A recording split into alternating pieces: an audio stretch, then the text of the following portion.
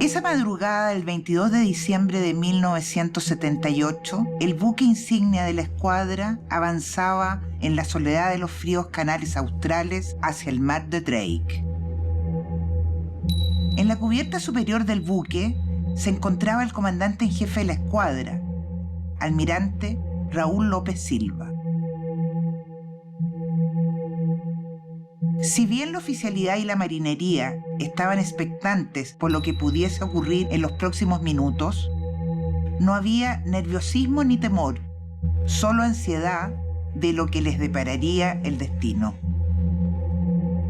Cuando corrían con desesperante lentitud las primeras horas del 22 de diciembre de 1978, el almirante López se encontraba en la circunstancia para la cual todo marino profesional se ha preparado a lo largo de su carrera: mandar una flota a minutos de iniciarse una batalla naval.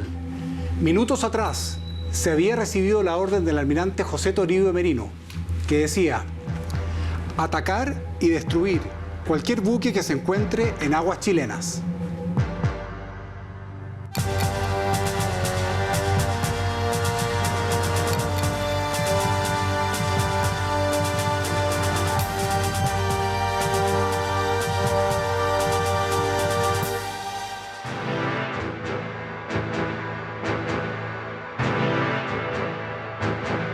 El ambiente en el buque insignia, el crucero Prat, era de gran expectación. Las olas, la lluvia y el viento del extremo sur golpeaban a sus tripulantes. Navegábamos a 25 nudos con todo apagado, ni siquiera los radares. Estuvimos toda la noche en posiciones. Éramos los primeros que íbamos a tener contacto con las fuerzas argentinas. Caía la responsabilidad de romper las hostilidades. Lo que creíamos nosotros es que iba a haber un asalto a las islas con protección directa de la Afromar. Yo estaba en la Conde y le recuerdo haber visto al comandante Con, que estaba muy preocupado, así que me acerqué y le pasé mi visor nocturno encendido y le expliqué: mire, comandante, aquí tiene una buena ayuda.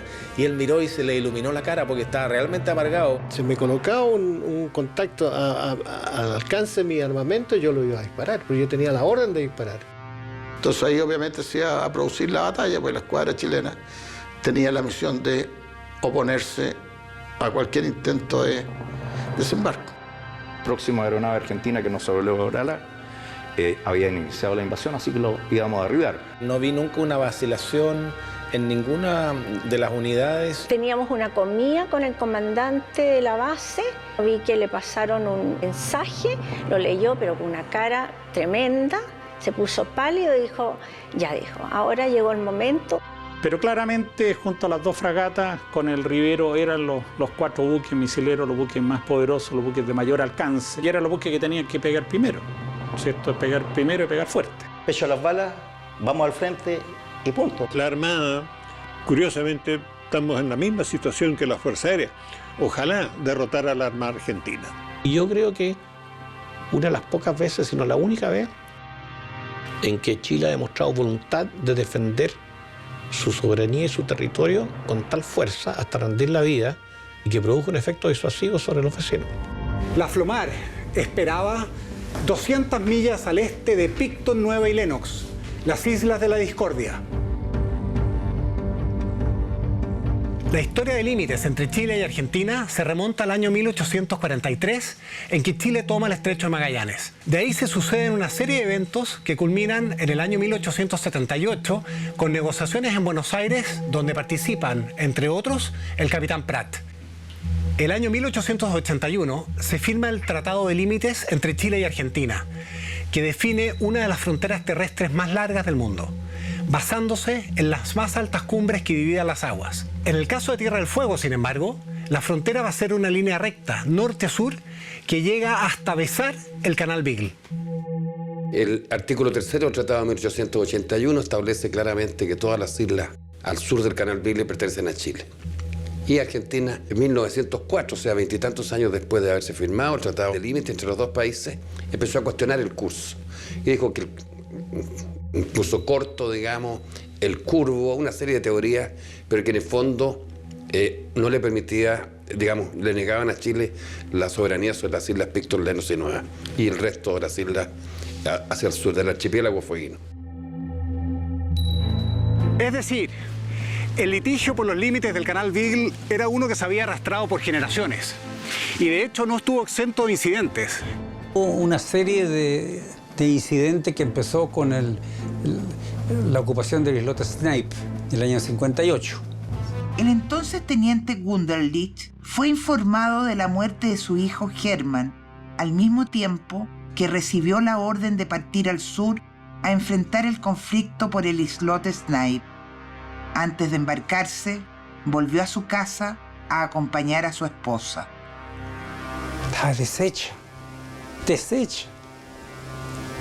Y le dije, mijita, se nos fue Hermann. Y ahora vengo a buscar mi equipo.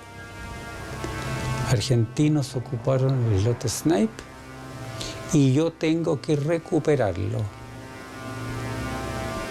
¿Sabes lo que me dijo? Entre sollozo. Tú tienes que cumplir con tu deber. Estábamos en el crucero Prat, nos regresamos al Paraíso porque zarpábamos en forma inmediata al sur. Y fue el problema de ese tiempo del islote Snipe. Como hermanos, dolió mucho Snipe y ahí estuvimos a punto de entrar en un conflicto y nos tocó vernos las caras con esta gente una vez más. Pero finalmente, en el año 1971, los gobiernos de Chile y Argentina deciden someter a arbitraje la soberanía de las islas, el cual resolvería este conflicto que dividía a estas naciones hermanas. El juicio del Canal Beagle parte con Frey, sigue con Allende y termina con Pinochet. Los presidentes Salvador Allende y Alejandro Agustín Lanusse firmaron en la ciudad de Salta el compromiso de arbitraje entre Chile y Argentina. El año 71, Chile y Argentina lograron ponerse de acuerdo para ir al árbitro para solucionar una antigua controversia que tenían sobre el curso del Canal Beagle. La corona británica se hizo asesorar por jueces internacionales del mayor renombre. Viajaron a Chile y Argentina, a la zona austral, vieron todas las cosas directamente. Estábamos confiados en que teníamos la razón nosotros. Cuando yo estaba comandante en Puerto Williams, estaba presente el comandante en jefe de la Armada Argentina, que era el almirante Macera, con su jefe de Estado Mayor y con otros dos almirantes más, jefe del personal. Y estábamos todos conversando con el almirante, tomando un trago, así, y uno de los oficiales dice, bueno, almirante, ¿cuál va a ser la actitud argentina en base a lo que se diga del lado de los jueces de la Haya? Y el almirante dice, eso no hay ninguna duda, nosotros vamos a respetar lo que digan los jueces, y si dice que son una isla para Chile, dos para Argentina, o dos para Argentina y una para Chile, o tres para Chile, o tres para Argentina, nosotros vamos a respetar lo que ellos digan al pie de la letra. Lo que obviamente después no se cumplió. Argentina se colocó en una posición bastante dura con Chile. Y eso se notó fundamentalmente después del fallo de la corona británica. Y se resuelve el 2 de mayo del 77, Su Majestad Británica da a conocer su sentencia. Esa sentencia es válida y siempre ha sido válida. Chile dijo, mire, podemos discutir algunos puntos de menor importancia, pero el fallo británico en su parte sustancial no se altera en nada. Entonces había que buscar una delimitación marítima, y esto estábamos hablando ya del moderno derecho del mar. No teníamos nada que ver con el Tratado del 81. Pero no se podía hacer esa delimitación mientras estuviesen en duda las soberanías. Y entonces, al 5 de mayo llega aquí el almirante Torti con la invitación y dice, vengo con la plenipotencia frente al gobierno chileno, del gobierno argentino, para que empecemos a trabajar esto en forma previsora. A partir de ese momento empieza a enredarse el asunto. El gobierno de Chile aceptó el laudo y pidió al gobierno argentino que aceptara los términos que los dos países se habían comprometido a acatar por el honor de las naciones. Empieza a caminar paralelamente la acción diplomática con la acción militar. Empiezan las violaciones a los espacios marítimos y aéreos, especialmente en la zona austral por parte de Argentina. Fuera de la zona del martillo, que se llama, que es la zona donde el árbitro había dictado su sentencia. Bueno, fue el periodo inicial ya de la preparación de la región para enfrentar un posible conflicto bélico con Argentina. De tal manera que se impartieron las órdenes para poner en ejecución el plan de campaña del Teatro de Operaciones Austral. Las declaraciones de guerra comenzaban a predominar al otro lado de los Andes. En Chile, en cambio, tanto el gobierno como las Fuerzas Armadas y la diplomacia llegaban a la misma conclusión. Había que mantener a la civilidad ajena del conflicto. Teníamos que tratar de llegar a un acuerdo con Argentina, pero al mismo tiempo había que también prepararse para la guerra. La paz es un fruto de un árbol que hay que cuidarlo mucho, regarlo mucho, si no, no hay fruto. Cuando salió la resolución que entregaba todos los puntos a Chile, los 3 puntos fundamentales a Chile en esta discusión que había respecto al Bigle y las islas adyacentes, yo pensé que la situación no iba a cambiar. En general, en Chile, yo creo que la situación era como bien tranquila, pero en el sur y en Williams ya era de más preocupación porque se veía que estaba este conflicto y que podía de alguna manera afectarnos. Con Argentina, por otro lado, estábamos en muy buenas relaciones, hasta que un buen 21 de mayo el asado de turno, digamos, fue interrumpido por la noticia que los argentinos habían instalado una baliza en la isla Barneveld. Nos preparamos para destruir estas instalaciones, pero nos ordenaron no escalar el conflicto y mantenernos solamente en patrulla y prevenir cualquier otra cosa. Hacia mayo de 1977, las incursiones navales argentinas en aguas territoriales chilenas y las emisiones radiales y de televisión cada vez más violentas contra Chile hicieron suponer a la Armada chilena que Argentina intentaría ocupar por la fuerza las islas en litigio. Aparentemente, hasta muy avanzado el año 78, parece que los únicos que creíamos que íbamos a la guerra éramos nosotros, los marinos, y el almirante Merino particularmente.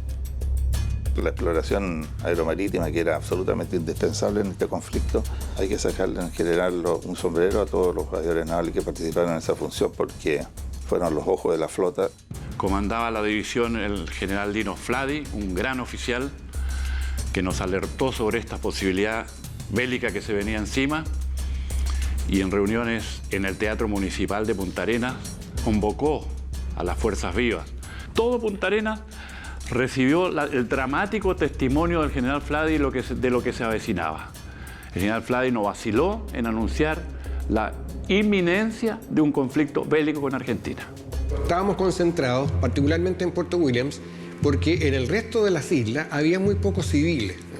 Mientras tanto, el gobierno chileno había aceptado el laudo de manera oficial y pedía formalmente a Argentina que hiciera lo mismo, pero la Cancillería trasandina permanecía en silencio.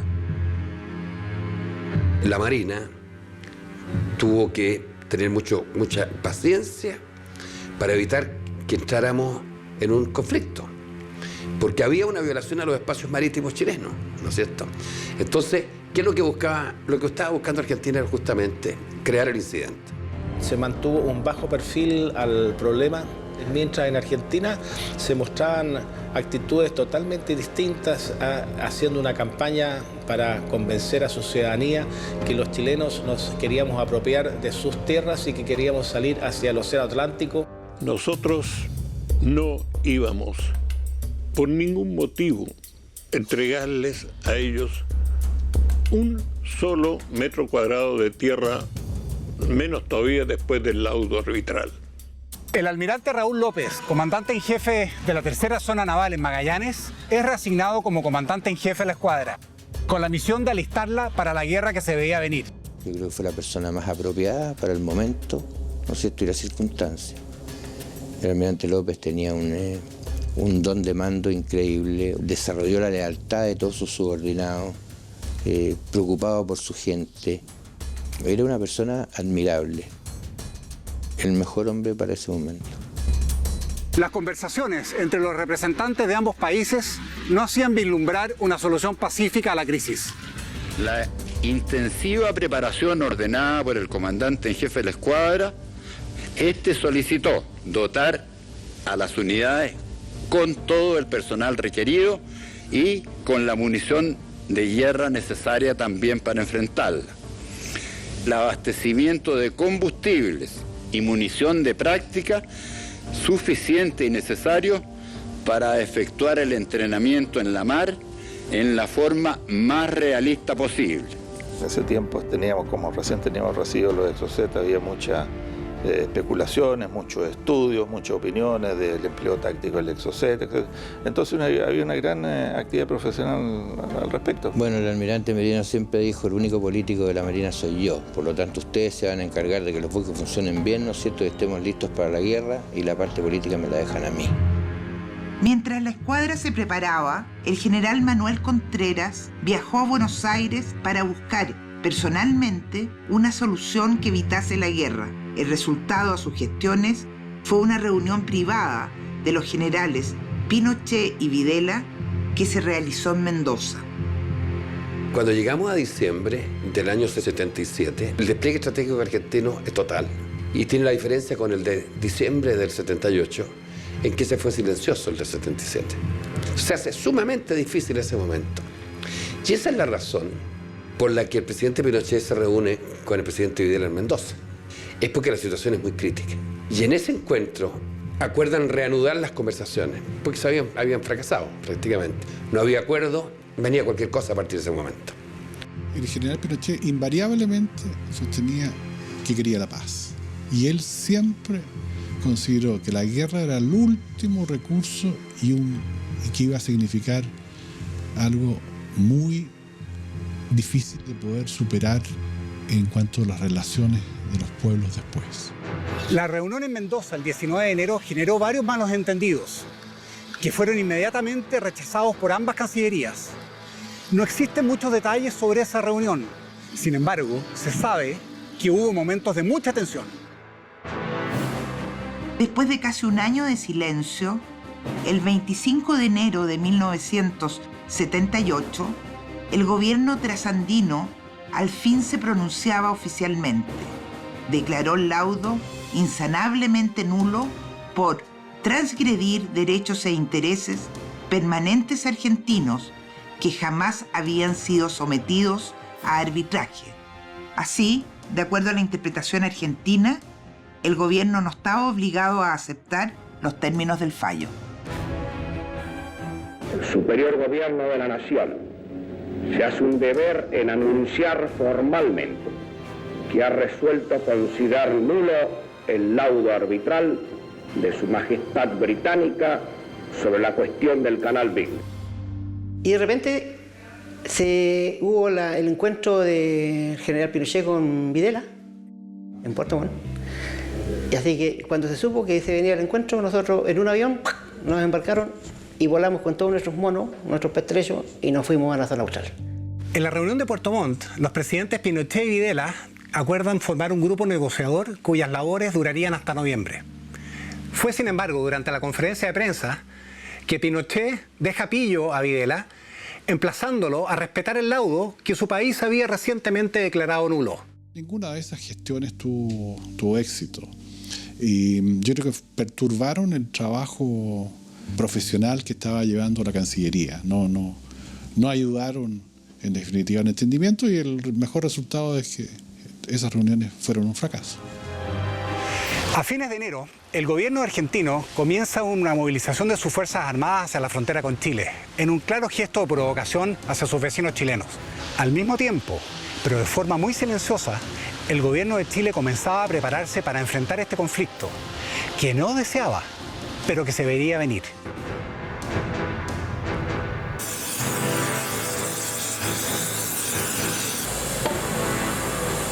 La negativa por parte de Argentina del laudo arbitral efectivamente fue una sorpresa para Chile. La Escuadra Nacional se preparaba para enfrentar el posible conflicto. Se congelaron los transbordos y se completaron las dotaciones de personal, armamento, combustibles y municiones. Teníamos información de que al otro lado del canal existían fuerzas especiales argentinas y que indudablemente podrían tener como objetivo capturar esta alcaldía de mar, porque aquí está la alcaldía de mar de Puerto Navarino. Yo creo que la preparación de las dotaciones, con lo que teníamos y con la voluntad política de usar esa fuerza, sí estábamos preparados.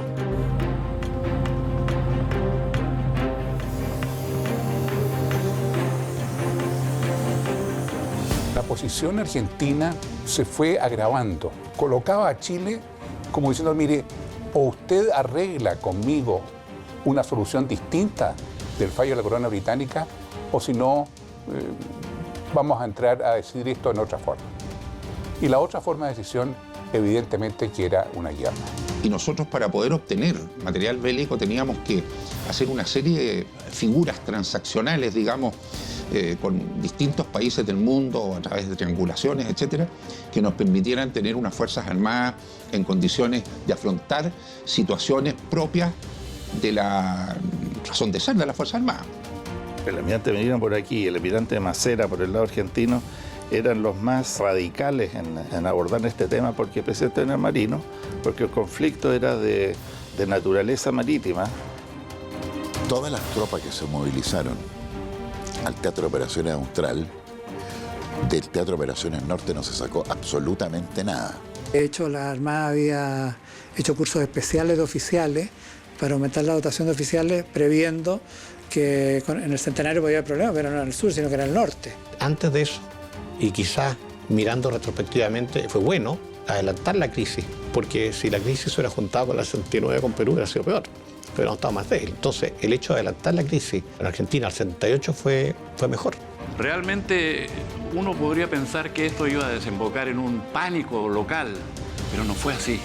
Es increíble el estoicismo, la valentía de la gente. Comentado por todos lados, es inminente la guerra, caramba, pero le vamos a sacar, vulgarmente como se dice, le vamos a sacar la cresta a estos gallos.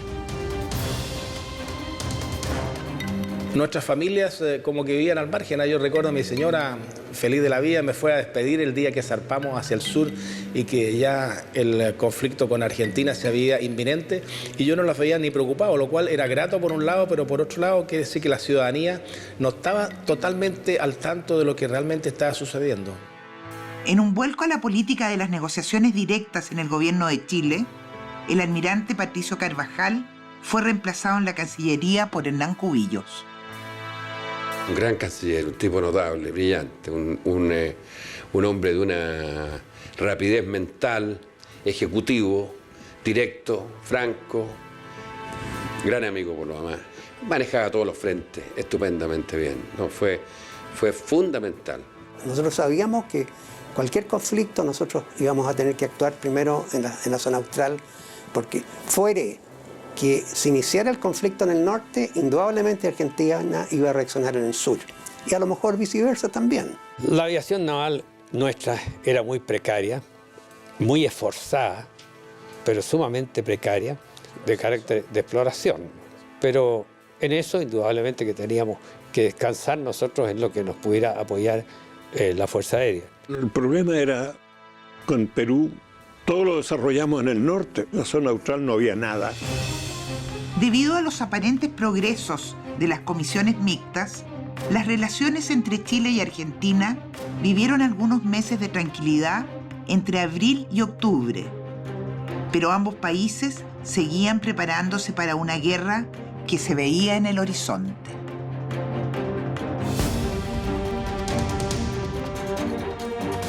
Sorprendentemente para esta época del año, en marzo, la escuadra chilena salta hacia el sur con la excusa de hacer ejercicios militares. Sin embargo, la verdadera razón era inspeccionar y preparar los futuros fondeaderos de guerra que podrían ser utilizados durante el conflicto. Teníamos solamente aeronaves viejas y que eran de apoyo. Por ese motivo la aviación naval estaba comprando en Brasil 6 aviones de exploración aeromarítima P-111 que eran muy necesarios. Hasta ese momento la exploración aeromarítima la hacíamos con aviones de transporte y de enlace. Yo tuve la suerte también de tener ahí una compañía de buzos tácticos. Ahí me di cuenta que la disciplina, el valor, el coraje, el sentido de patria, el sentido profesional era extraordinario. Estábamos comprando también en Francia 10 helicópteros Alouette que los denominamos SH-9. También se compraron aviones caza nuevos en España, aviones de transporte. Como aviación naval estábamos extraordinariamente bien equipados para lo que había sido nuestra operación normal hasta entonces. Había que ganar tiempo, y por dos motivos. En primer lugar, para darle una oportunidad a la diplomacia. Y en segundo, y más importante, porque las guerras no se pelean en invierno. Cuando era guardia marina estaba en disputa el islote Snipe. Cuando era teniente primero estaban en disputa las islas del Martillo. Snipe, Picton, Noa y Lennox. Barnevet y Wood también cayeron después. Y cuando yo llegué a capitán de navío se estaba discutiendo si Cabo de Horno era chileno o argentino. Entonces la escalada de ellos en cuanto a ir incrementando el territorio, está claro que es una política nacional.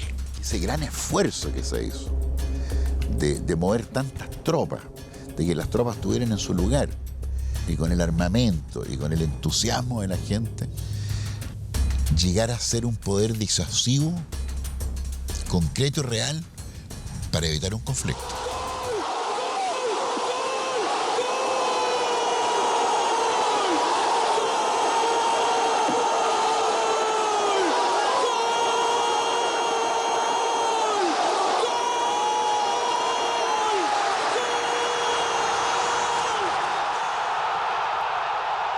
En medio de toda esta tensión diplomática, Argentina recibía las mejores selecciones para la Copa Mundial de Fútbol de 1978, la cual tuvo como ganador al país anfitrión.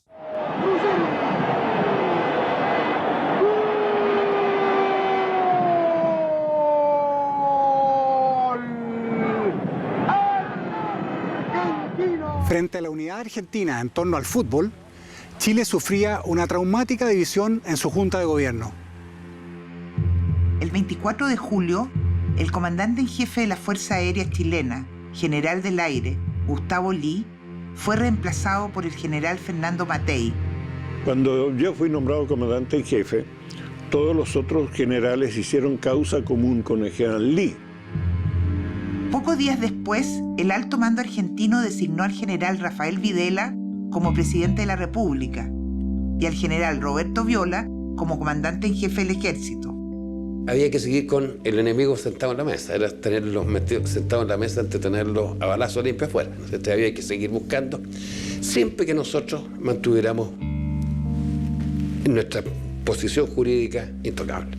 El general, uno de los generales, que era el más duro, él decía que llegaban a la frontera con Chile, digamos, y en 2 horas se estaba tomando un whisky en Puerto Valparaíso. Tenían todo un despliegue para invadir las islas. Tanto Navarino como Picton, Nueva y Lennox, y también continuaban después con las Wollaston. Las negociaciones diplomáticas entre Chile y Argentina estaban empantanadas. Pero silenciosamente, las iglesias de ambos países comenzaron a mover sus hilos. Mi general y presidente, no necesito decirle que la hora que vivimos es grave para Chile. Allí, el enfrentamiento se considera inevitable y se lo prepara. Así escribía el obispo de Osorno, Francisco Valdés Subercasó, al general Pinochet en junio de 1978. Era la visión del padre Pancho, como se le conocía en la Araucanía, al próximo santo chileno.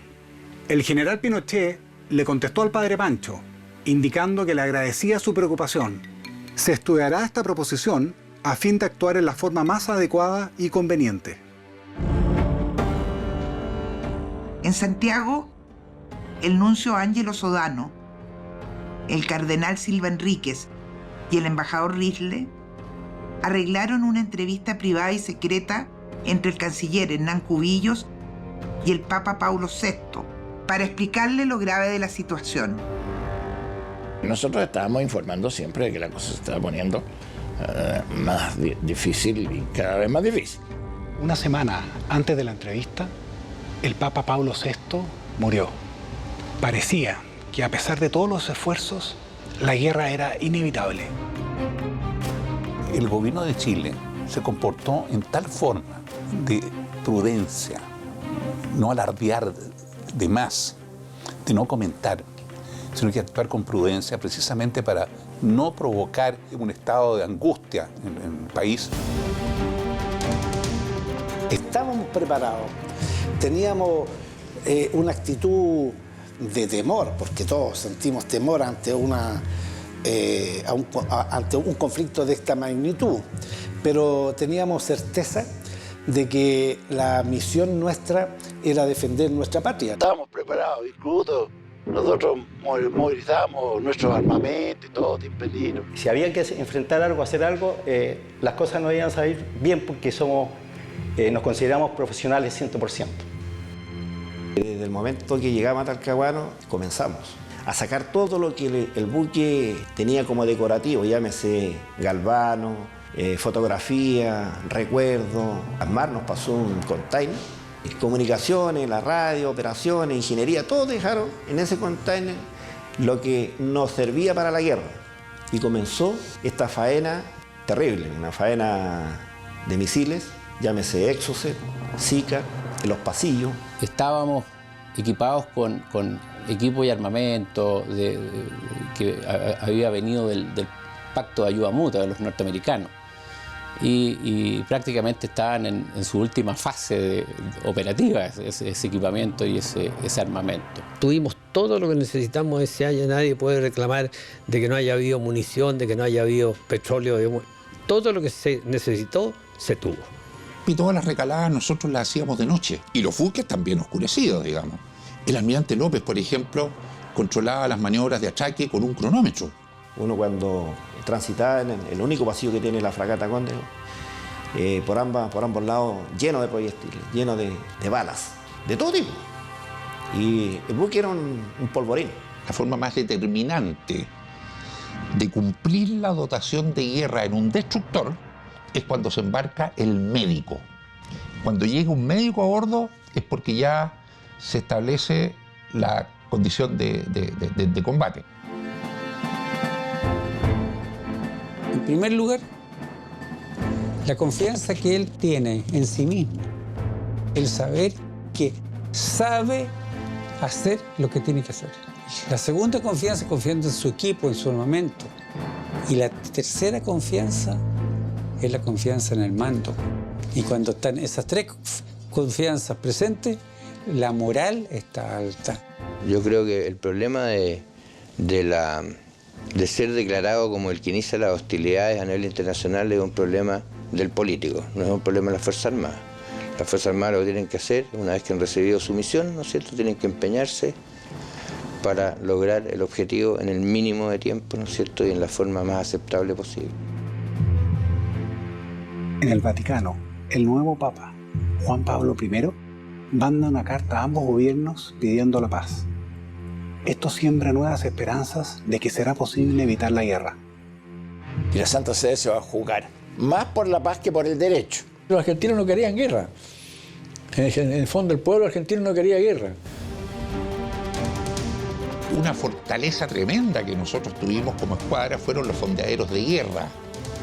Bueno, en estos momentos eso no podría ser fortaleza, porque con los satélites artificiales, con la detección infrarroja.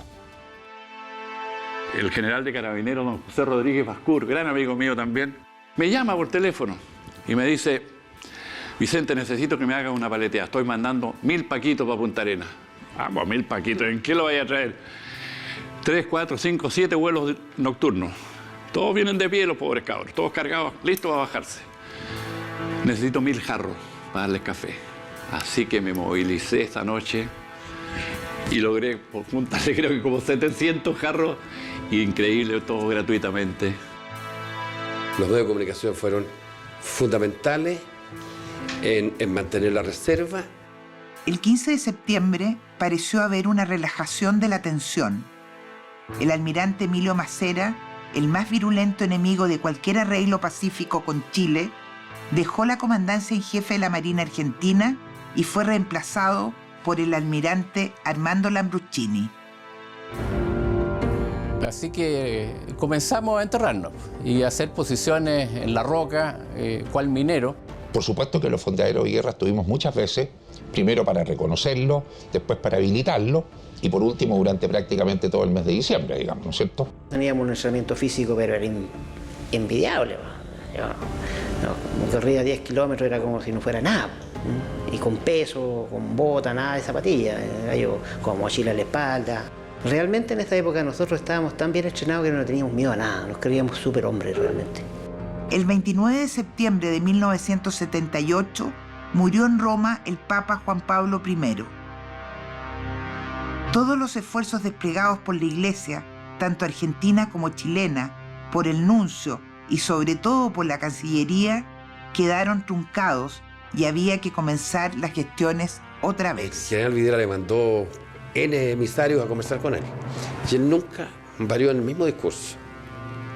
Yo desde joven he sido partidario de la hermandad con Argentina. No vamos a esperar 100 años, le decía, vamos a pelear 100 años. Los movimientos de tropa eran en aviones LAN en la noche. Y llegaban a Punta Arenas en la noche y tomaban las barcazas también de noche y cruzaban y llegaban a Porvenir. O sea, la población no sabía de este movimiento de tropa. El riesgo de un enfrentamiento se hizo crítico. La escuadra chilena abandonó los tradicionales ejercicios de la Operación Unitas y volvió al sur alistándose para enfrentar cualquier imprevisto. Para nosotros era fundamental que la batalla naval se diera en las peores condiciones meteorológicas posibles. Eso iba a inhibir o iba a limitar enormemente la operatividad del portaaviones para lanzar y recibir aviones. Al quedar el portaaviones neutralizado, iba a obligar a ser protegido y por lo tanto iba a amarrar en torno a su propia defensa fuerzas de escolta que se iban a restar a operaciones de combate. El 16 de octubre, el cardenal Karol Wojtyła fue elegido papa como Juan Pablo II. Por fin el canciller Cubillos logra entrevistarse con el Papa Juan Pablo II. Le explica el caso y le pide ser el mediador en el conflicto. Hernán le explicó al Papa y fue con mapas, con todo. Y se hicieron reuniones con Casaroli, se hicieron reuniones con mucha gente para explicar verdaderamente la urgencia. O sea, cómo ya las cosas a esas alturas, digamos, se estaban poniendo muy difíciles. En Argentina existía un ambiente probélico bastante intenso y muchas veces promovido por su propio gobierno. Por ejemplo, había ejercicios de oscurecimiento en Buenos Aires. Hubo agresiones a turistas chilenos en la ciudad. También muchos reportajes de tono tremendamente chauvinista en radio y televisión. La escuela de carabineros, de suboficiales de carabineros, de Santiago, todas estas unidades fueron movilizadas y trasladadas a la isla grande de Tierra del Fuego. El 2 de noviembre se venció el plazo fijado por el Acta de Puerto Montt. No había acuerdo alguno. Mientras tanto, los chilenos celebrábamos nuestra primera Teletón. A lo largo de todo el país, a los que nos van a acompañar a diferentes horas o durante las 27 horas que dura el Teletón. Las gestiones diplomáticas estaban estancadas por asuntos meramente protocolares. Cubillos se saltó todo protocolo y le dijo a su contraparte, el canciller Washington Pastor, voy para allá. El 12 de diciembre se juntan el canciller Cubillos, Hernán Cubillos, que es chileno, y Washington Pastor, argentino, en Buenos Aires. ¿Por qué no tenemos confianza y vamos a la mediación? Porque la primera pregunta que le dice Pastor, para Argentina el único mediador puede ser el Papa. Y Hernán lo mira al frente y le dice, nosotros no tenemos problema. Y el tipo ya ahí partió descolocado. Y se quedan conversando sobre las familias, digamos. Porque dice, no podemos salir en 10 minutos, vamos a salir frente a la gente, y la gente dice, bueno, estos señores han estado al borde de la guerra, y esto lo solucionan en 5 minutos, no puede ser. El hecho que llama, y la Junta le niega el acuerdo. La cena planificada para esa noche entre ambas delegaciones parecía un funeral. Y ahí entonces ya no quedaba más que esperar a qué hora venía. Entonces nosotros dijimos, el problema es que ahora están cruzando la frontera. El 9 de diciembre fui citado por el almirante Merino, el que después de una exposición de la situación por su Estado Mayor comentó El enfrentamiento bélico parecía inevitable. Al terminar, me comentó en tono coloquial, pero solemne: ahora vamos en serio. Ándate al sur y gana la guerra. Confío en ti. Utilizando las granadas que nos sobraban, las enterrábamos, digamos, y mediante circuito eléctrico estábamos en condiciones de hacerlas explotar donde quisiéramos. Digamos. Este es un terreno plano, de tal manera de que para organizar una posición defensiva la gente tuvo que empezar a cavar. Las fuerzas terrestres de la Armada, de la Fuerza Aérea y del gabinete movilizado habían llegado a su posición máxima de defensa. Había sectores en Argentina que buscaban cualquier pretexto para el conflicto. Uno se está preparando para esto. Puede que ocurra, puede que no ocurra. Pero uno tiene que prepararse siempre como si vaya a ocurrir. Recuerdo que una vez el almirante Los Ríos, él me dijo: yo quiero que mantenga un avión permanentemente floteando a la flomar. Paseos al bosque, con sus mochilas, con todas las cosas que les podíamos poner, pero en el fondo era para probar si ellos se las podían y se podían aguantar en forma autónoma esta caminata. Llegado el momento del conflicto, eso se hace en forma automática. Esta compañía terminó su periodo de adiestramiento recién y no han jurado la bandera. El comandante de la compañía me pide permiso para iniciar el juramento y el adelante, continuarlo. Yo, y un bozarrón que yo estoy seguro se escuchó en Ushuaia. Tuvimos que abrir senderos y también se hicieron senderos falsos. Y esos senderos falsos, obvio, estaban con cazabó, estaban con un montón de cosas perjudiciales para aquel que venía a atacar.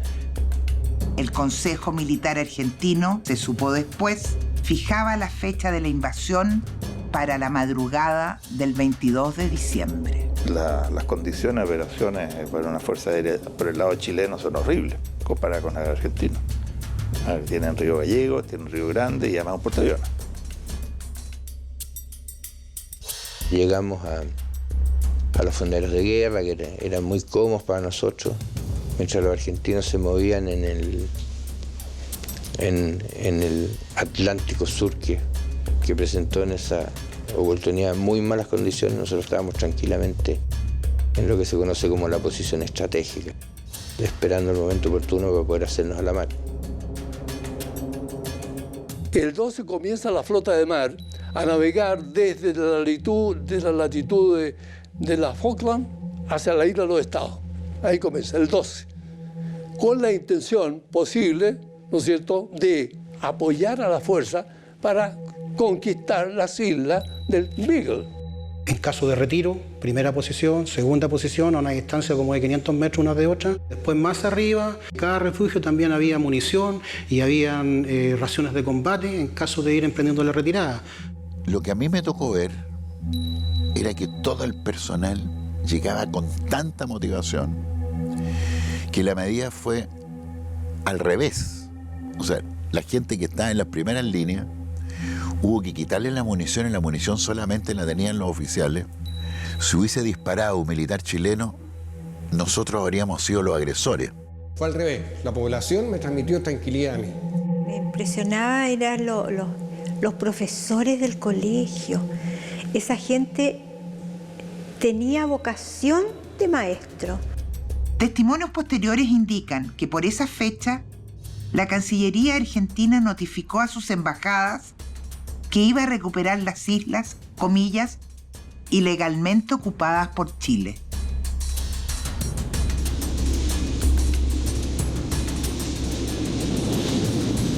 Argentina se dio cuenta que no era menor. Si bien es cierto, probablemente en cantidad, etcétera, Chile la contrarrestaba con una gran preparación, gran capacidad. A esa de mar cierra precisamente al frente de Punta Arenas, entre el seno Otway y el estrecho Magallanes. Esta zona es de 20 kilómetros, pero resulta que los 20 kilómetros, el 50% son lagunas. Se cubrieron todas esas zonas con armas antiblindaje. Se colocaron miles y miles de minas. El general Nilo Flady, comandante en jefe del Teatro de Operaciones Austral, avisa a los efectivos acantonados en las islas de que el desembarco argentino es inminente. Mi madre, que es una persona de una voluntad muy importante, cuando se pidió me dijo, si gana la guerra, la ganan. En la madrugada del 19 de diciembre, el almirante López, comandante en jefe de la escuadra, recibe un mensaje del almirante Merino. Prepararse para iniciar acciones de guerra al amanecer. Agresión inminente. El embajador de Estados Unidos en Chile entregó al canciller Cubillos fotografías satelitales en las que se mostraba el avance de las tropas argentinas hacia Chile en todas las zonas de frontera, norte, centro y sur. A las 10:20 am del 19 de diciembre, el almirante López recibe un segundo mensaje del almirante Merino. Atacar y destruir cualquier buque que se encuentre en aguas chilenas. Ni los gobiernos, ni los pueblos, ni la Iglesia, ni la OEA, ni siquiera Estados Unidos podían ya evitar el desastre. En una guerra todos pierden, nadie gana. Si se me colocaba adentro, yo lo iba a batir. Habría corrido mucha sangre. Pegar primero, pegar fuerte y seguir pegando. Uno está en la marina para ir a la guerra. Peor que la guerra es perder la guerra. Entonces nosotros llevamos una nota el día 19 de diciembre, donde estamos invitando derechamente a Argentina a la Corte. Se acaba el asunto. Entonces dice ya, pero démosle 24 horas. Y se toma, pone la mano aquí en el vientre, entonces dice, siento un algo aquí. Pues que Argentina consideraba que era un acto hostil por parte de Chile. Y a las horas, el canciller es notificado de que si esa nota va, o sea, si viene la invitación, la guerra es inevitable. Y esa es la nota que nosotros cambiamos entonces, invitando de nuevo a la mediación. El 19, en el noticiero de la mañana de la Radio Minería, se escucha al canciller argentino declarando que se había agotado el tiempo de las palabras y comenzaba el tiempo de la acción en las relaciones con Chile. La mayor preocupación de todos, en general, era encontrarnos a la salida con un submarino. La misión nuestra era darle posición, rumbo y velocidad de la flota enemiga a Chile. Llegamos a tener un reflector de radar que era una jaula de 3x3x3 metros, que era inmensa.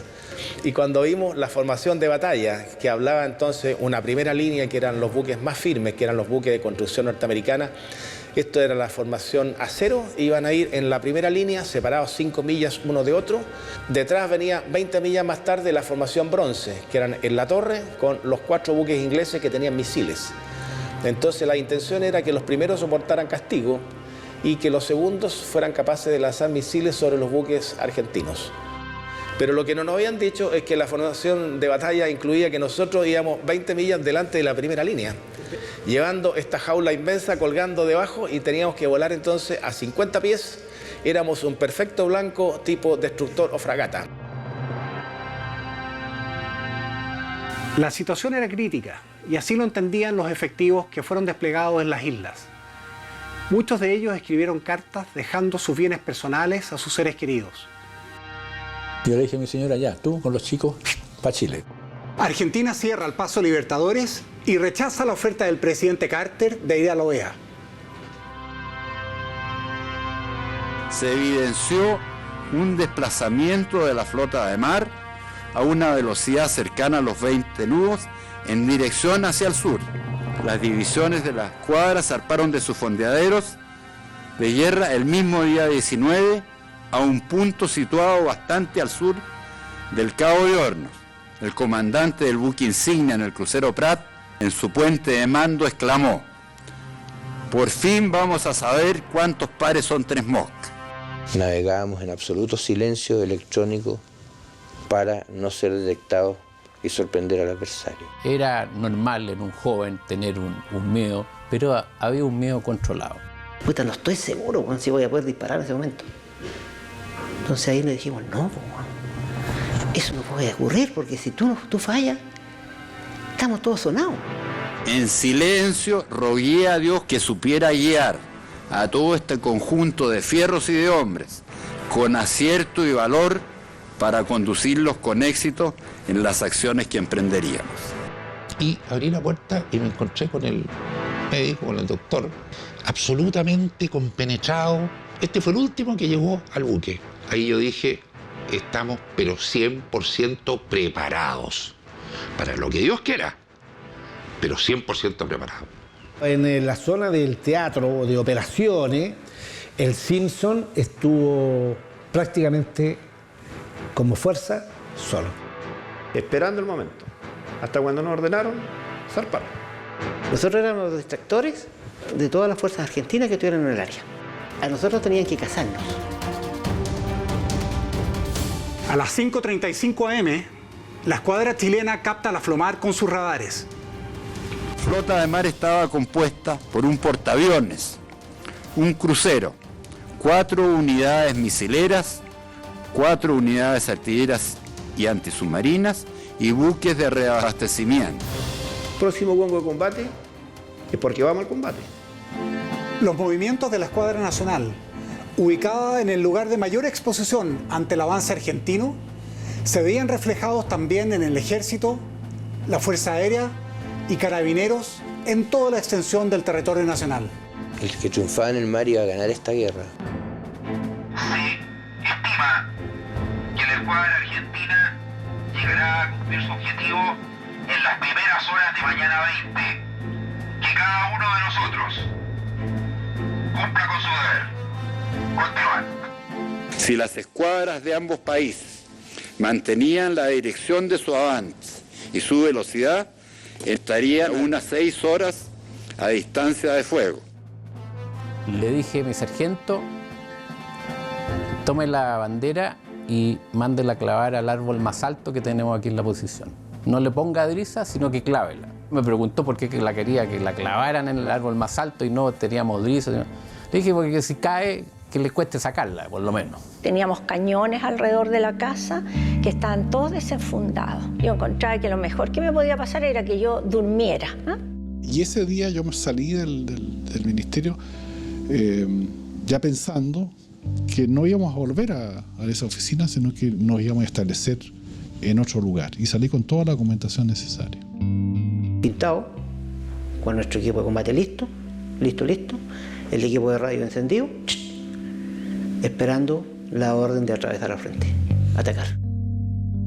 El buque que se encontraba más avanzado hacia el Atlántico era el submarino Simpson, el cual era abastecido por el Serrano. A sabiendas de que muy probablemente ellos morirían, ellos sacan una foto en la cubierta del buque y dejan amarrada la máquina en un árbol con la esperanza de que alguien a futuro pueda encontrarla. Nosotros zarpamos 2 veces de los fondeaderos de guerra a la batalla, digamos. La primera vez fue el día 19, malas condiciones de tiempo, o sea, ideales para nosotros. Olas de 6 metros, por ejemplo, es imposible desembarcar. La ola aumenta mucho su altura, especialmente en terrenos más bajos, planos como es la zona. Llegar a desembarcar ahí en esa zona que son islas y que estaba muy bien protegida, también eran casi imposibles. A las 02:20 de la mañana, en donde se ordena zarpar. Escuchamos todo en silencio, lo que el comandante nos dio a saber, y al final, un fuerte viva Chile, en todo el buque. Y cuando ya íbamos a llegar a tener un contacto, la aviación naval nuestra nos informó que estaba retromarchando la Flomar. Una vez confirmado este desplazamiento al norte de Flomar, que hacía imposible trabarla en combate, regresaron al abrigo de sus fondeaderos, donde llegaron al atardecer de ese mismo día con un profundo sentimiento de frustración. Estuvimos toda la noche en posiciones. Había un temporal, pero esperando que los argentinos hicieran el ataque. ¿Ya? Y no se llegó, pero estábamos preparados y esperando. Y ahí nuevamente zarpamos en las mismas condiciones, a enfrentarnos con la flota de mar. Y ahí fue, digamos, entonces cuando de pronto, digamos, se produce una retromarcha también de la flota de mar. Y ahí vino como una decepción. Nos habíamos preparado tanto para ganar Sabíamos que esa guerra, la guerra del Bigle, se iba a decidir en el mar y se iba a decidir en el área del Drake, en ninguna otra parte. La flota de mar, después de retromachar al sur por breve tiempo, esa misma noche volvió a tomar rumbo al noroeste, desarrollando 18 nudos.